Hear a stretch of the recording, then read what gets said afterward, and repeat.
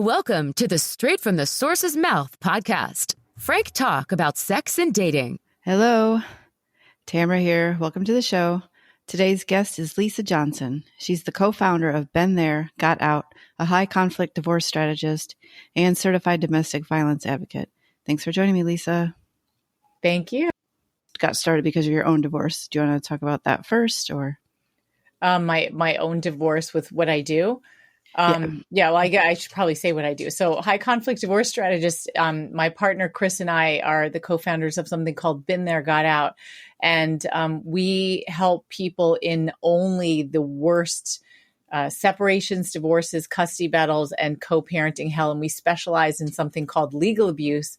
And that's where our clients' exes are basically using the legal system to wear them down and bleed them dry financially. And I spent 10 years in the legal system with my ex, 7.5 years representing myself through probably like 100 court appearances in 2 states. And it took a long time for justice and karma to prevail, but it finally did. And so now Chris and I work with men and women all over the world dealing with the same kinds of issues, which of course we say divorce is just part one. And then there's the post-separation part two. Mm.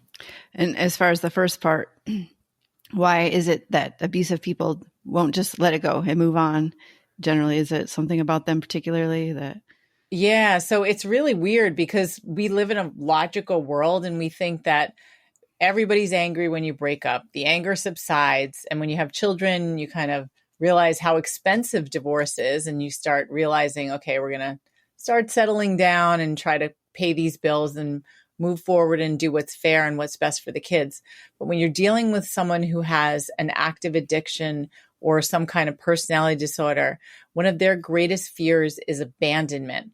And so when a relationship ends, even if it's their fault mostly because of their own bad behavior, that triggers that sense of abandonment.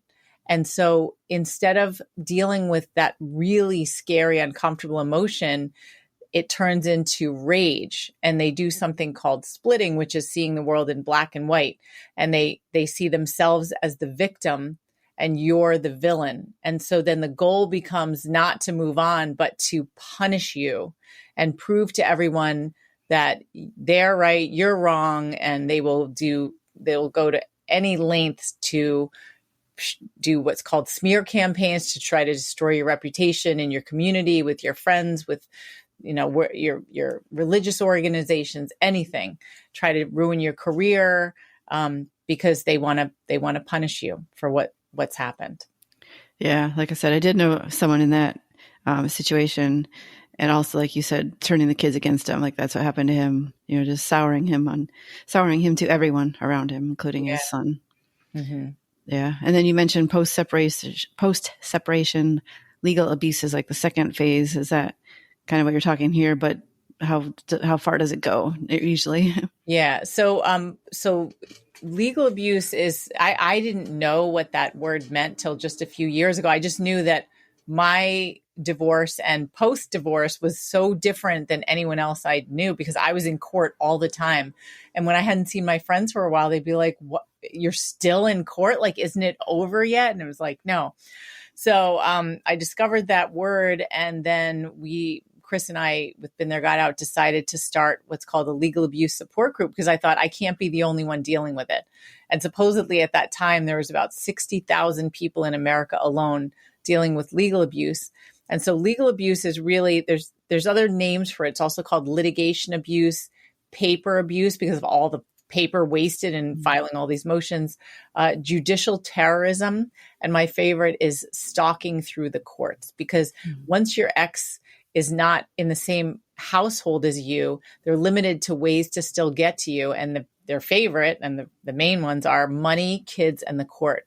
So money and the court go hand in hand, and kids last the longest. And that's what maybe we'll talk about in a little while about alienating children.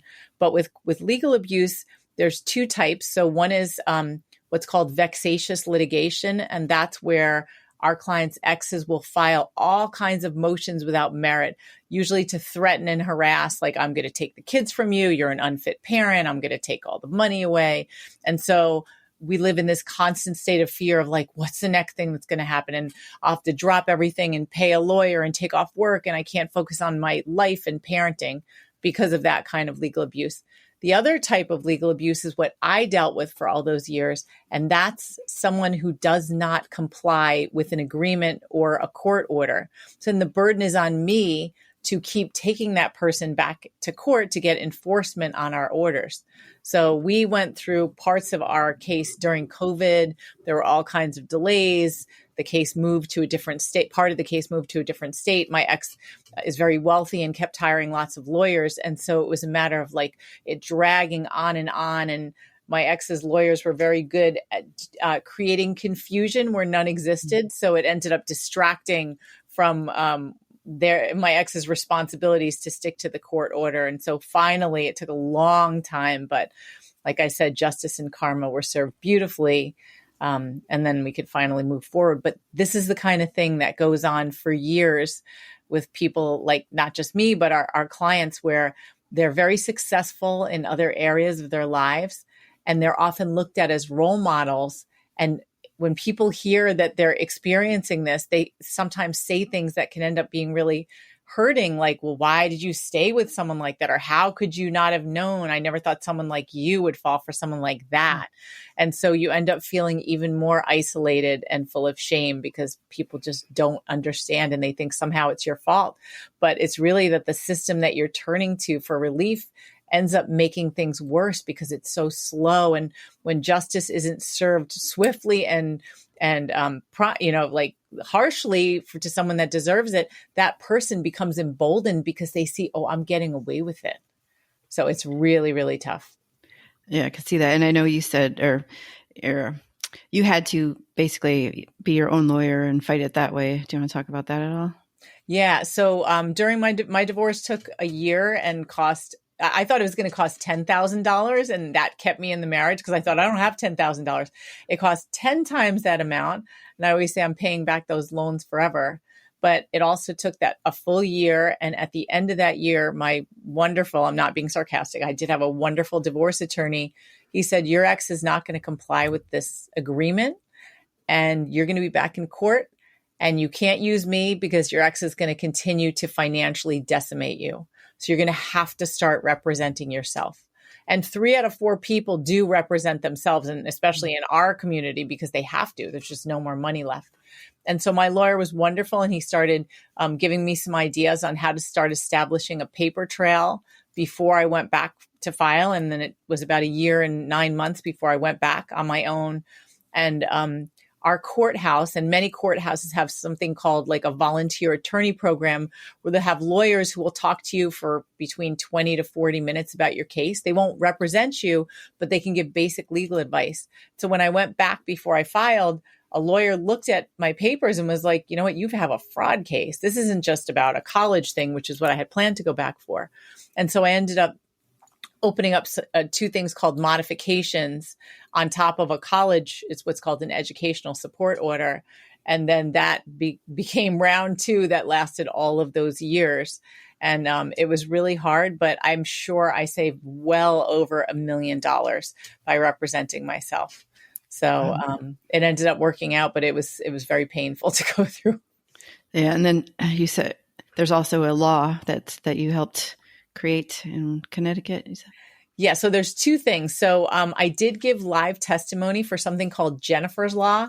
And in Connecticut, we became the 3rd state next to Hawaii and California to pass what's called coercive control laws. So we expanded our legal definition of domestic violence to include all of those invisible abuses that people didn't used to take as seriously, such as verbal, psychological abuse, sexual abuse, legal abuse, stalking, isolation, cyber stalking, I should say, revenge porn. So all of those things now have to be looked at when it comes to restraining orders in custody. In the past, it used to just be imminent threat of physical harm or physical harm. So it really gives it a much broader picture, and it's really helpful. And I think Maine just maybe last month became, I think, the 10th or 11th state to pass coercive control laws. So that's one thing. But then my own case, with my situation became case law. My ex appealed 4 times, and I argued for myself at the appellate, which is considered the higher court level. And I won. And then the case was so notable that it got published in the Connecticut Law Journal. And so that became a law that other people can use to model their own cases on when they're quoting case law. So I'm super proud of that, because everyone's told me they've never heard of a pro se or self-represented litigant get published. That's awesome. Yeah. And I assume that law also will help other people, like you just said. And then as well as there's now 10 or 11 states. So I assume the rest of the states are going to follow suit, or that's the I hope so. I say it feels like a slow wave that's happening. Yeah. Is that part of what you do at all, advocate for that? Or it just seems like common sense to other states kind of thing? Well, so you have to be in an individual state to really advocate for that state's laws, but also with Been There, Got Out, like we don't do advocacy as much. We do more like down in the trenches with our clients, helping them with each individual case.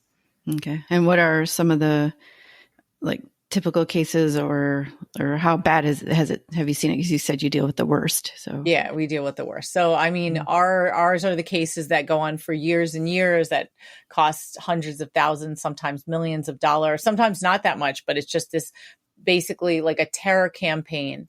And so we work with our clients on teaching them the marathon mindset, not that it's just going to take a long time and there's nothing you can do to finish quickly, but the training that's involved, because you can't put your life on hold while this is still happening. So really what we see more than anything are awful custody battles where kids are really stuck in the middle, and an abusive parent is fighting for more time or more, everyone's, it's always a situation where someone's fighting for more power and control because they've lost it with the end of the relationship.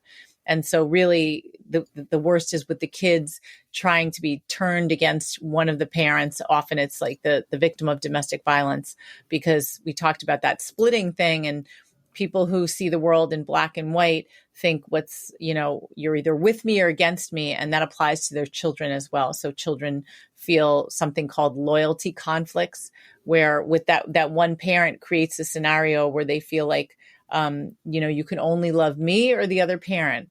And so if you don't love me, then I'm going to reject or discard you. And kids generally love both their parents. And so they're put in a position where they can't show affection or love because they'll be punished on some level, even if the other parent says nothing, just the body language or the silent treatments. It's basically the same kind of behavior that they treated their ex in the relationship. They do things like that to the kids, where it's like, if you don't do what I want, I'm not going to pay for this for you, or, all kinds of threats. We had a client just the other day, because we have a weekly legal abuse support group, and she was talking about how her 19-year-old daughter, who was turned against her for 5 years, has come back, but her daughter is going to college, and her father got really angry at her because she wasn't where she said she was with a friend, and he had tracked her, even though this is a kid who's in college and has a certain amount of independence. And then he said that he wasn't going to allow her to go back to college, and then he was supposed to drive her. So in the meantime, she's on the phone with her mom, like terrified, and talking about, if I don't do what he wants, and he's not going to do this, and why doesn't he just love me? And, so we see like kids getting in those same unhealthy relationship dynamics with abusive parents. So it's not just as a partner, they do similar things to the kids, and it's awful. Yeah. And I was to say, one of the questions, is there a way to protect your children from that? Or just, I guess, before it even starts, maybe let them know that could be something that happens, or what's the best way you've seen to counter it?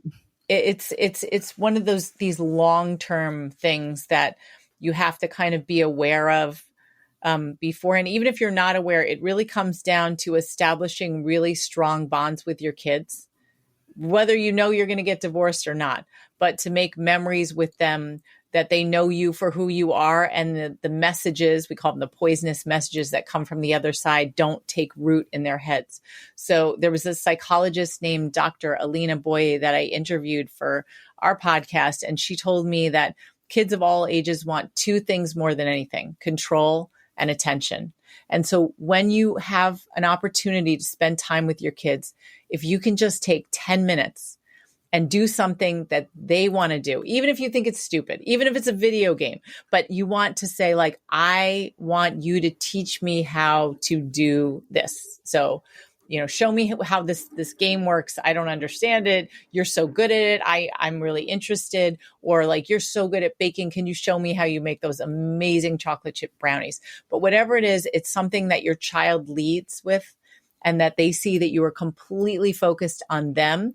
And it's not about you. You're not distracted with other things, because that's something that an unhealthy other parent is not capable of, because everything's always about them. So if you can, whether alienation has occurred yet or not, if you can just keep focusing on making memories with your children, having rituals with them where they get to make decisions on, even if it's like what we're going to do for dinner, or having like one of our clients has like a hot chocolate night once a week when she gets her daughters back, and they get everything ready and they have like the marshmallows and the whipped cream and sprinkles and stuff. So it's something that kids have to look forward to, because everybody needs to have a routine.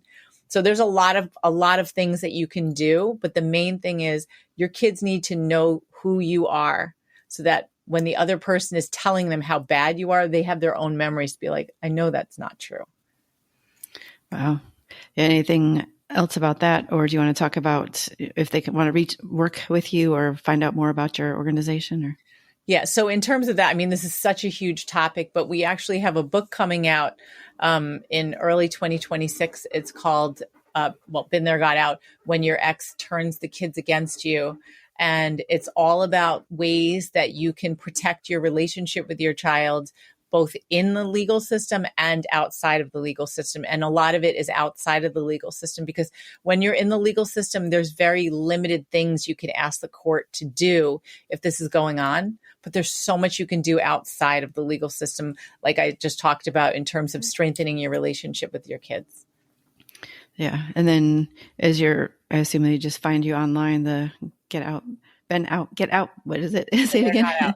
Yeah. So super easy to find. So our website is beentheregotout.com. We're all over social media. Instagram's my home base. Just look up Been There, Got Out with little lines between the words. We have a podcast. We have a YouTube channel. We have a series of courses. We released one, and we have the alienation course coming out, and one on parenting plans as well, called From Fear to Fierce in Family Court.